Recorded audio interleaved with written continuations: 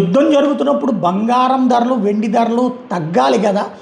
ఎందుకు పెరుగుతున్నాయి అంటే గల్ఫ్ దేశాల్లో ఆయిల్ వ్యాపారస్తులు అందరూ కూడా తమ డబ్బులని డాలర్లలో చేసుకునేది వ్యాపారానికి పోను, మిగతాది బంగారం కొని బంగారం బిస్కెట్ల రూపంలో పెట్టుకుంటారు, గోల్డ్ బార్స్ రూపంలో.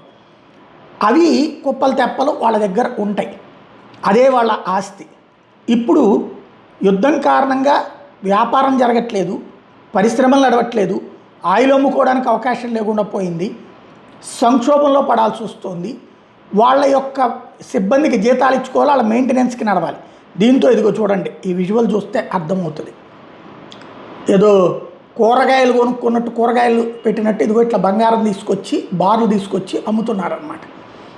ఈ కారణంగానే ఇప్పుడు ధరలు పెరుగుతున్నాయి, ఇది పడిపోతున్నాయి బంగారం వెండి ధరలు అన్నటువంటిది తాజా అంశం అన్నమాట.